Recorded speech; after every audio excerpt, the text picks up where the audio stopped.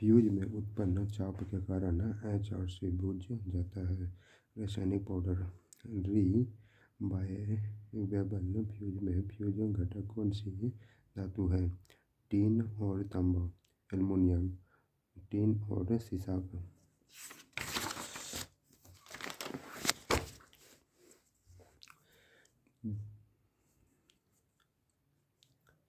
जिन्हें सर्किट में उपयोग किए जाने वाले स्विच में कितने टर्मिनल होते हैं? 3। एक फेज AC या DC सप्लाई में उपयोग किया जाने वाला मुख्य switch DP, DT, double pole, double throw circuit. एकल सर्किट को अस्थायी रूप से बनाने तोड़ने के लिए उपयोग किए जाने वाले स्विच का प्रकार क्या है? Push button. वायरिंग में इंसुलेशन प्रतिरोध का पता लगाने के लिए सर्किट को खपत बिंदुओं से विभाजित किया जाता है। 50। एक वायरिंग सर्किट में कुल लोड करंट 5 एम्पीयर है। इस परिपथ में अधिकतम रिसाव धारा कितनी हो सकती है? 1 MA। वायरिंग की बेटन विधि में एक सर्किट क्षैतिज रूप से 5 मीटर का होता है। वायरिंग में प्रयुक्त लिंक क्लिप की संख्या बताएं। 50 सेंटीमीटर। कंडक्ट पाइप वायरिंग में जंक्शन बॉक्स के बाद पहले शेड के बीच की दूरी होनी चाहिए 30 सेंटीमीटर। BIS के अनुसार सीलिंग पंखे की वाट क्षमता होती है 60 वाट। बेटन की लंबाई बढ़ाने के लिए 19 mm चौड़ी बटन में ओवरलैप की संख्या की लंबाई होती है 25 mm।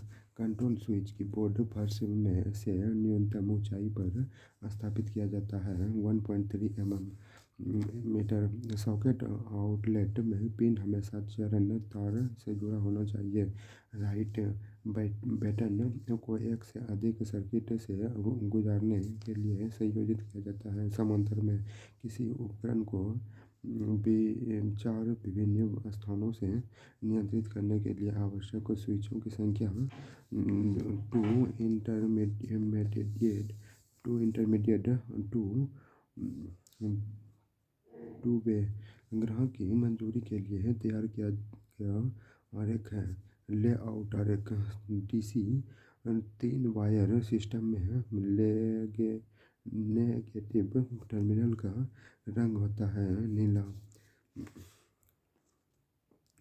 लाइटिंग एवं फैन पावर सब सर्किट में अधिकतम भार क्रमशः हो सकता है 800 वाट से लेकर 3000 वाट। वायरिंग रिंग सिस्टम में रिंग सर्किट के लिए निर्धारित क्षेत्र क्या है? 100 वर्ग मीटर।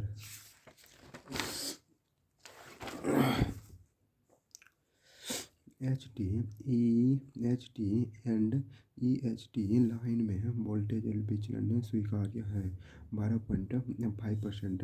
240 वोल्ट घरेलू आपूर्ति के मामले में लोड के कारण अधिक वोल्टेज ड्रॉप होना चाहिए 7.2 होना चाहिए। एक सप्लाई लाइन में 440 वोल्ट AC इनपुट है। प्राप्तकर्ता सिरे पर अधिकतम स्वीकार्य वोल्टेज का मान क्या होना चाहिए?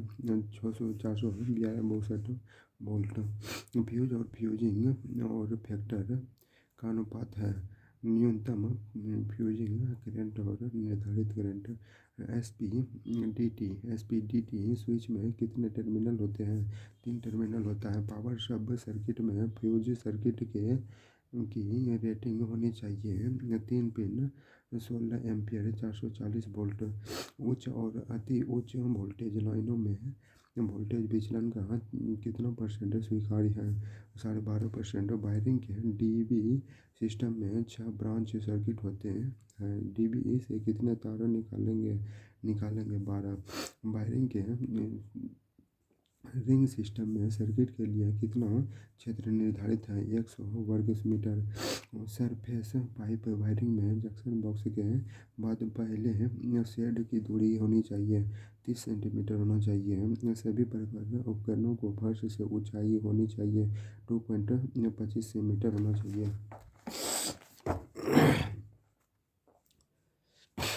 बेटन वायरिंग में दो क्षैतिज लिंक क्लिप के बीच की दूरी होनी चाहिए 10 सेंटीमीटर। सतही पाइप वायरिंग में जहां दीवार ऊंची होती है वहां केबल का उपयोग किया जाना चाहिए। लचीला पाइप का प्रयोग करना चाहिए।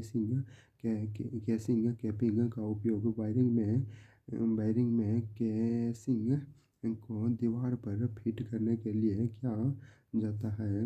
रावल प्लग टूल का प्रयोग किया जाता है। ग्राहक की स्वीकृति के लिए वायरिंग में कौन सा आरेख बनाया जाता है? लेआउट आरेख बनाया जाता है। एक विद्युत उप परिपथ में अधिकतम कितने उपयोग बिंदु हो सकते हैं? तो प्रकाश और पंखे उप सर्किट में अधिकतम कितना भार अनुमत किया जा सकता है? 800 वाट। जब कंडक्टर तांबे से बना हो तो पावर सब सर्किट में कंडक्टर का आकार क्या होना चाहिए? 1.5 mm²। Aluminium 2.5 mm²। कम वोल्टेज और मध्यम वोल्टेज लाइनों में कितने प्रतिशत वोल्टेज ड्रॉप स्वीकार्य है? 5%। ISI फेज न्यूट्रल तथा अर्थ तारों द्वारा निर्धारित रंग क्रमशः है पीला, काला और हरा। संपूर्ण वायरिंग सर्किट में इंसुलेशन प्रतिरोध का मान से कम नहीं होना चाहिए 1 M से कम नहीं होना चाहिए। चीनी के सर्किट में प्रयुक्त स्विच है दो तरफा।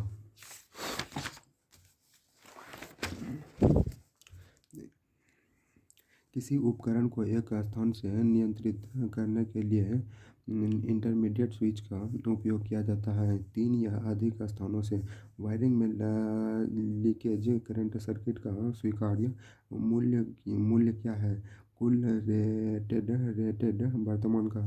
कंट्रोल स्टॉप बोर्ड की फर्श से ऊंचाई होनी चाहिए 1.3 मीटर होना चाहिए। छत से गुलाब लैंप होल्डर पेडेंट आदि को सिरों को यांत्रिक तनाव से बचाने के लिए कॉर्ड पकड़ और हामी दार की गांठ होनी चाहिए। अस्थायी स्थापना के लिए अनुशंसित वायरिंग का प्रकार क्या है? ग्लिट वायरिंग है। 10 बार में किस धातु का प्रयोग किया जाता है? एल्युमिनियम और कॉपर का।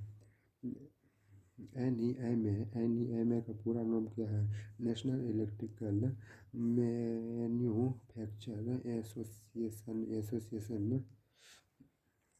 विद्युत उपसाधनों के सिरों किसके बने होते हैं? पीतल से बने होते हैं। विद्युत उपसाधन के प्रकार क्या है? नियंत्रक, सुरक्षा, धारक, उपसाधन।